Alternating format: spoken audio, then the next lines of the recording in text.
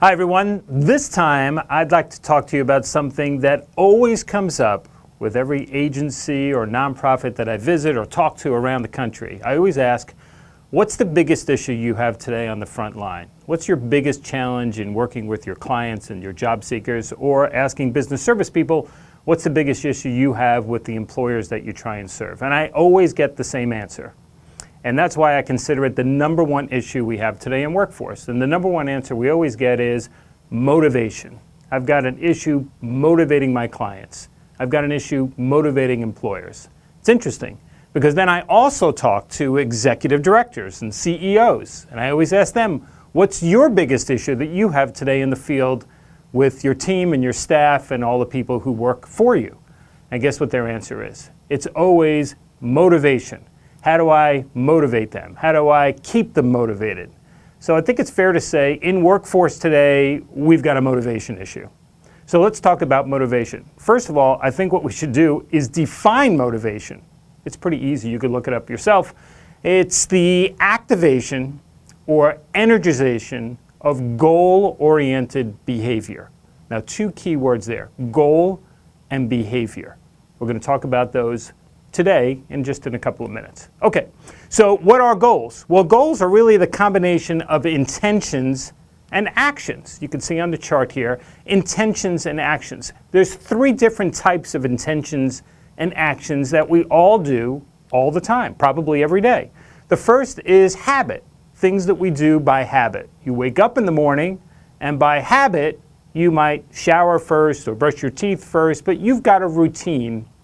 And that means you've got habits, and they help you achieve your goals, to be clean, clean teeth, so on and so forth. You do those things by habit. And then we've got things in our life that we do that we plan to do. So think about the way you drive to work every day.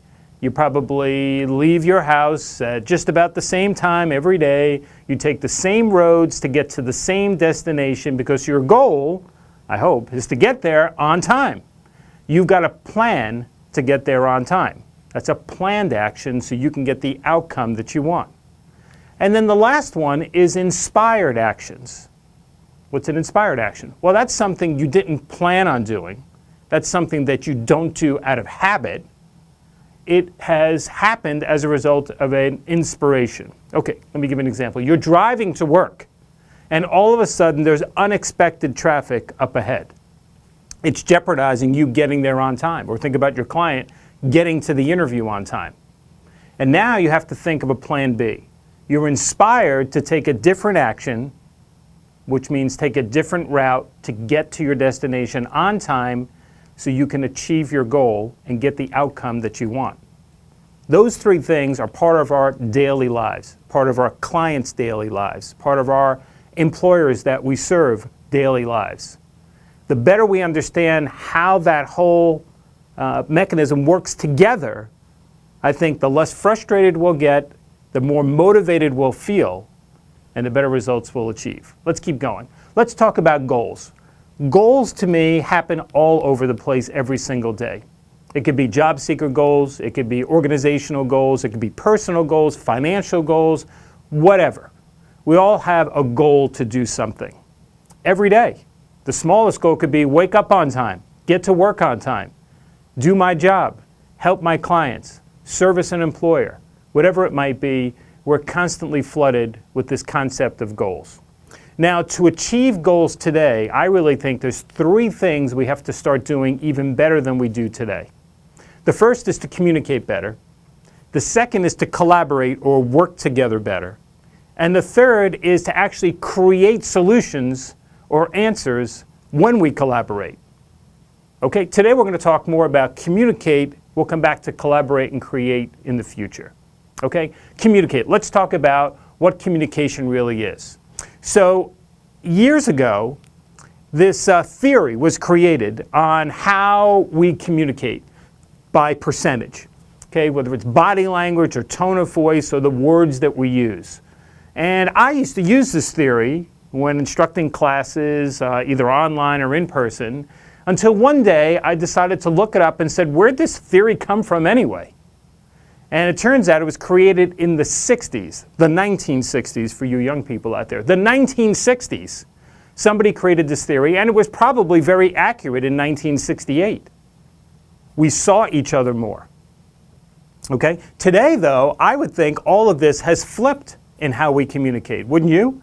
I don't think this theory applies any longer. In fact, I think it's foolish for us to even believe this theory exists anymore. Because today we do more with words than we do with body language. We do more with typed words than we do with spoken words. Think about your cell phone plan. Are you more worried about your data or your voice? Do we send more emails or make more phone calls today?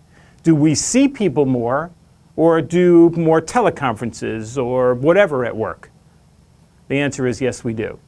So if that's changed, then really, I think communication itself, in our industry especially, really needs an overhaul. So think about the true definition of communication. I'm going to read this right off the screen for you, okay? Communication takes place when a sender selects a certain message, gives it special treatment for transmission over a selected channel to a receiver who then interprets the message before desired action is taken.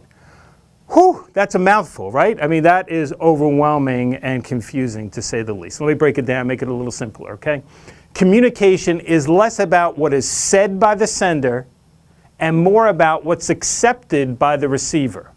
So less about what you say and more about what people hear or people accept.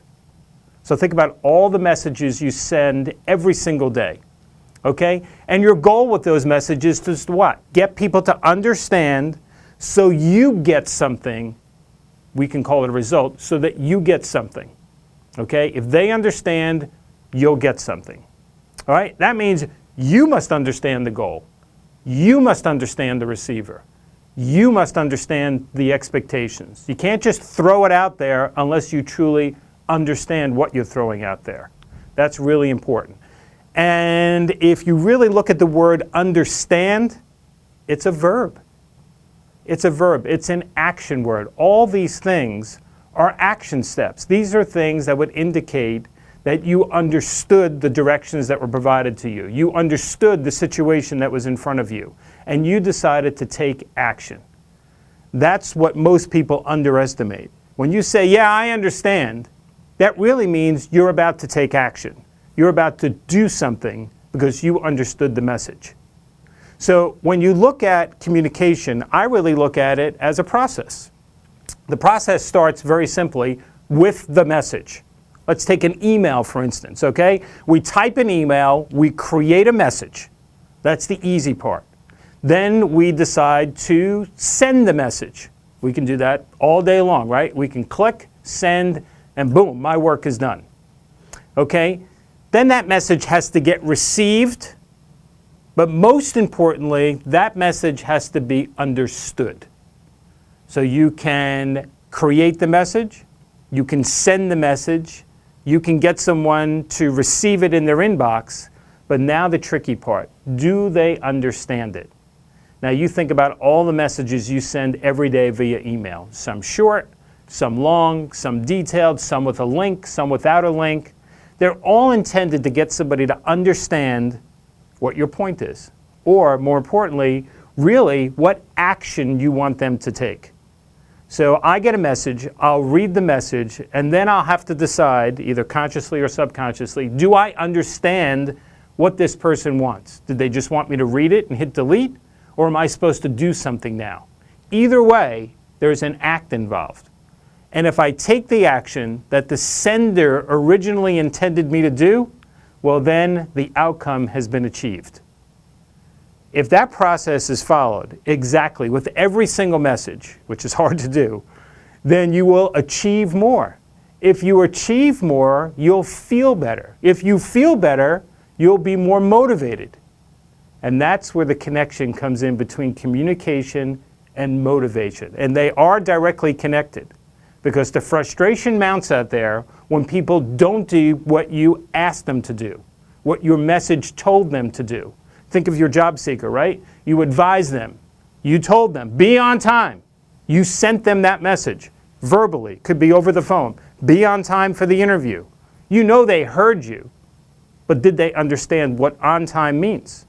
Because if you're supposed to be at the interview, or let's say the interview is at 9 o'clock, somebody might understand that to mean I should be there at 9 o'clock.